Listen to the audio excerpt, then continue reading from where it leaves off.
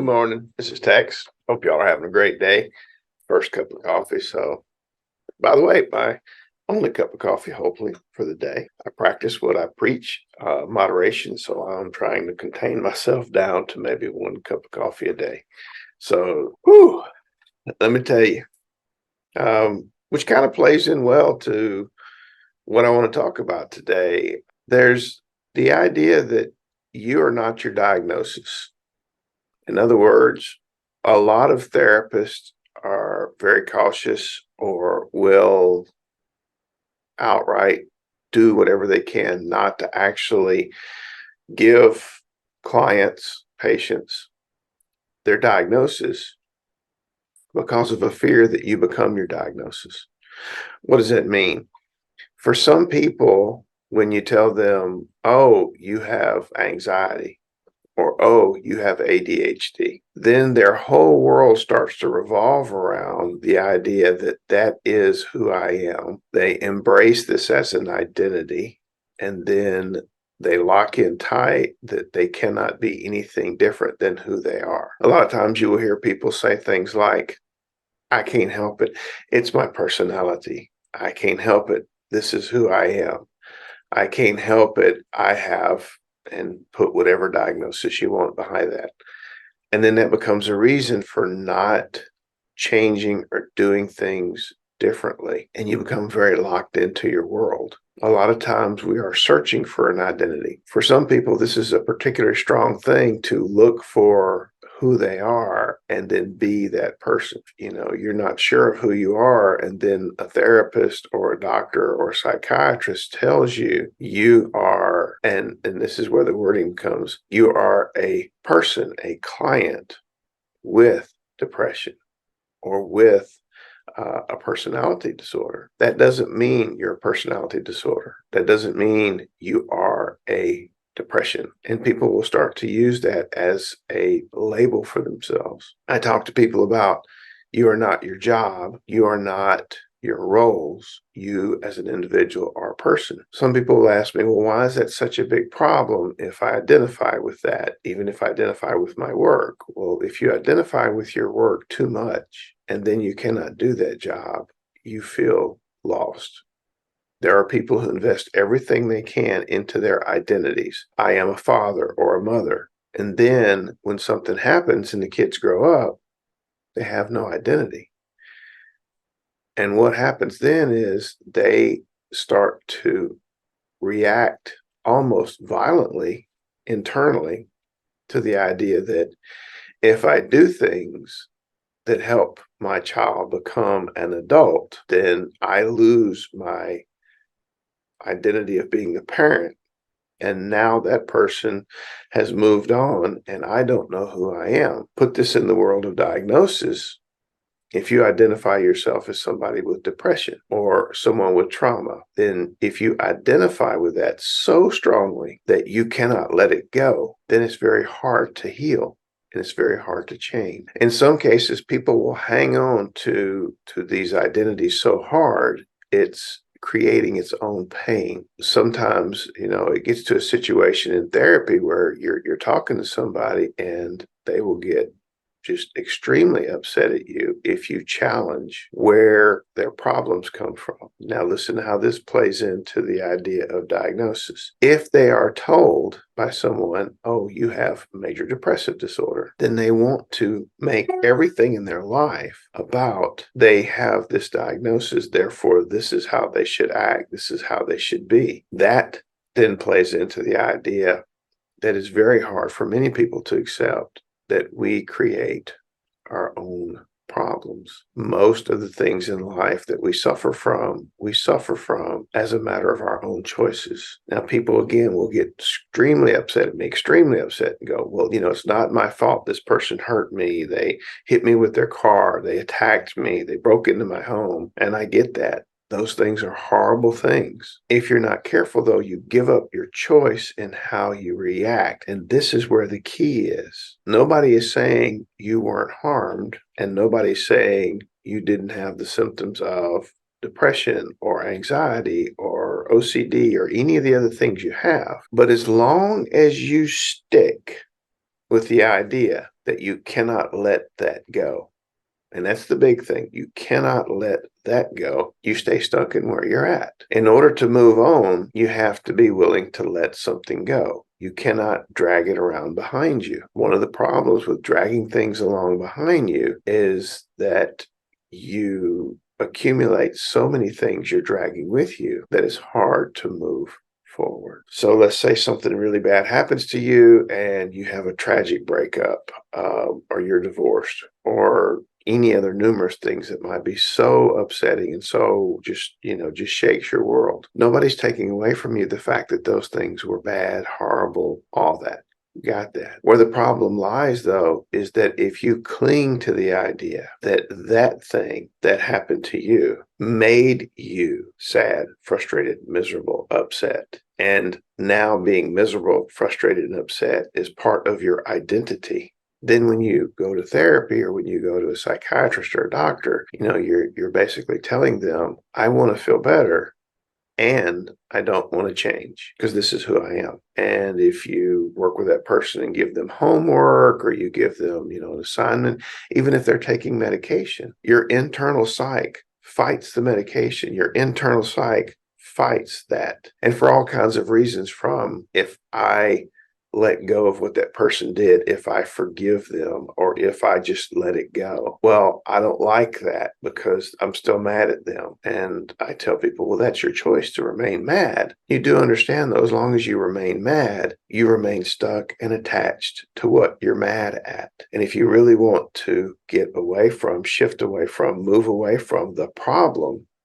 you can't do that and continue to hold on to your anger at that problem, or your frustration at that problem, or your sadness with that problem. It just kind of doesn't work that way. It's one of those difficult situations where you would hope that when you explain logically, rationally, this situation, people will grasp the concept and start working towards doing that. As I've said in other videos, though, emotions tend to be much stronger than rational thinking. So if you're angry, after a while, anger becomes your set point, and changing from anger feels uncomfortable. So you don't want to let go of the emotions and feelings that you had related to those events, because that's who you feel you are, which creates the problem of then how can you move on and still drag that behind you? Most people will have tragic events in their life. I don't think there's anybody that I've ever met that didn't have a tragic event.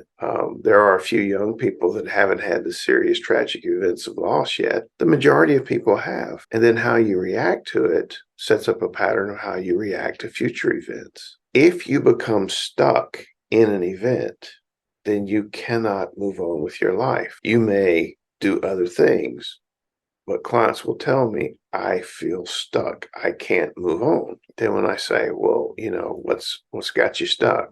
Oh, well, I'm still angry at this, or still sad at this, or frustrated at this. And I go, well, what would happen if you just was to let it go? If you were just to go, there's the story of the guy that sees something shiny in the fire and he thinks it's something beautiful, like a gem or gold or something. And he reaches in and grabs it. And then he realizes he's grabbed a hot coal. And then he's screaming, it hurts, it hurts. And everyone's going, well, drop it. I can't drop it. Why can't you drop it? Well, I can't. And in reality, all you have to do is let it go. Now, some people will become upset when I tell them that story and they go, oh, you're just telling me to let it go. Well, if it was that easy, I would do it. And I'm like, I'm not saying it's easy. And I'm not saying it's not even going to be painful. I'm just saying that you have to work towards finding a way to let go enough that you can move on. It's your choice. If you wish to remain where you're at, then keep doing what you're doing. See, this also plays into therapy. When people come into the office, I've had people in the past, a lot of times, come into the past because they've either moved or done something, or either they didn't like their last therapist because they'll say, well, I don't feel I was making any progress. Okay. And then several sessions in, I will start talking about ways to let go, ways to release the anger, ways to move on past it. And they get furiously angry. And I'm like, well, what's the matter? And they're like, well, I feel like you're not hearing me. Or I feel like you're just telling me it's easy, just let go. I'm not saying it's easy, but I am saying let go. Well, I can't do that. Okay. I understand you feel you cannot do that. Okay. And then it's usually followed with the next one. Well, my other therapist never did that. Or I'll ask them, how did your other therapist handle this situation? Well, we sat and we talked about it and they listened to me. And I said, that's good. People need to be heard. It helps. And what else did you do? Well, that's it. They listened to me. I came to them and I talked and they listened. And I said, okay, why are you seeing me? They're like, what do you mean? Well, why are you seeing me? You had a therapist who was doing therapy in the way you want them to do it. Well, I wasn't making progress. Okay. So you wasn't making progress doing it the way you were doing. And now you have a different therapist because of that. And you want that therapist to do therapy the same way as the other therapist did it. I'm sorry. If you're not willing to change things, then things don't change. And notice how I put that. You change things. The world outside is going to do what it's going to do. How you react, the important parts, how you deal with it, that's an internal you thing. And figuring out how to deal with that and how to change that is what it's all about. If you want your therapy to remain the same, then you'll probably remain the same. Knowing that smoking is bad for your health generally doesn't stop people from smoking. Knowing that speeding can be dangerous. Knowing that not wearing seatbelts can be dangerous. People still do it. Knowing something is not the same thing as getting over it and getting better. Every now and then, you will find somebody that goes, oh, that's not good. I'm going to do something different. That's the rare person. Most people are very, very stuck in their way of doing things. It's comfortable. As I talked about in a different video, being comfortable tends to lead you to this feeling that even in pain, the pain is comfortable. It hurts, but it's what I know. It's what I'm used to. And it's why people get stuck in bad relationships, bad work environments, all kinds of situations where they don't move on. It's back to that pain and pleasure principle where they'll move when it's painful enough to move, but they're not necessarily goal seeking and going for the pleasure of, reaching a goal or whatever. People will say it would be nice, but they don't truly want to get in the ring and fight for that. They would like it to happen to them. They want somebody from the outside, external world, to make the problem better. And some of these problems that won't happen. Some of these problems are pretty deep. And no matter what somebody does on the outside, you could find 20 new, boyfriends or girlfriends or partners or anything. You could make lots of money. They're not going to change the fact that those things in the past happened. And if you keep going back to the painful parts of your life, then you will not move past that. I like the way Eckhart Tolle talks about these pain bodies that we all have and that people touch them. They're like scars all over us. And when somebody says something or does something, they hit that pain and it ignites. And when we do that, and it's kind of like the same way as Dr. Van der Kolk talks about, the body and its way of remembering things, including trauma, that you have these things in you that ignite. And those past traumas get reignited. They get reignited because you link them. The linkages in your brain are so strong, that neural connection is so strong that when things revealed on the outside come, you naturally go to what you know, which is the pain of a past event. And then you pick up that hot coal all over again and hold it, and you don't let it go. Working on doing things differently, working on making your life better is a full-time job. The daily affirmations, the gratitude list, those are the things that help you remember that you have to repeat the things in life that are good the same way as you've already repeated the things that are bad. See, those are the chants. Your past life and the things that happened to you and all that in the past, it stays with you because you've embedded it in your memory. You've repeated it over and over again. Now, I understand you didn't mean to, and I understand that it wasn't your choice at the time. It's what came to you naturally as a habit. And I'm saying you have to break the habit. If you want your life to change, then you have to embrace change. Otherwise, change doesn't occur. Things on the outside can change, and you will link them right back to the bad things in your life. And as long as you carry around that sack of bricks on your shoulder, as long as you keep the anger, the rage, the sadness, it will keep you drugged down. It's very hard to move forward, because over a lifetime, you keep accumulating these bad things and you keep putting them like bricks in a bag, and you're dragging that bag. So at some point in time, the bag seems so heavy, you can't move. And literally, it's a case of taking the bag and dropping it down and walking away. But people will tell me, but I've spent my whole life collecting these bricks. I can't let them go. Your choice. How you handle your life is your choice. If you come from a place where you start to realize that you have choices in how you react, what you do, what you focus on, then you will start to change your life. This is why the meditation, the mindfulness, the being able to work and focus your mind is so important, because being able to direct your focus, and all people can focus. I have people with ADHD say they can't focus. I'm like, BS. Give you a video game and you'll focus until you almost be yourself, because you're that focused on that. So you can focus. You have to train yourself, and you can do that to focus on the things in your life you have, working through the things that are happening to you, the things that have happened to you in the past, and the situations and stuff that, that life have dealt you, and then figure out what you want to do with it and how you want to use it. If you have a bad car wreck, you can go down two roads, well, three if you count just totally ignoring it. One road, though, is that was bad, that was horrible, and I don't want to ever drive again. And driving is dangerous and you shouldn't do it. Or you can shift into the other side of the road and go, all right, no, I know that I need to watch out for this, do this, wear this. Or even the fact that if I do everything I'm supposed to do, accidents happen. Other people run into my car, and people go, well, what's the lesson of that? There's actually several. One is have your insurance up to date. Two is that life is not just all good, and it's not just all bad.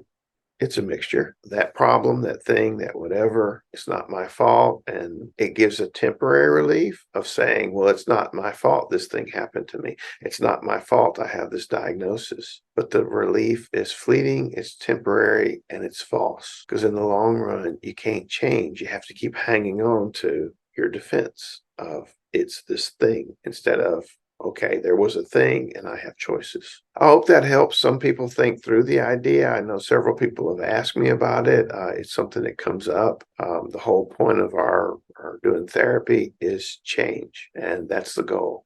And hopefully realizing that you have the power to make those changes in your life, and you have the power to move on and get better. I hope you have a great day. Namaste.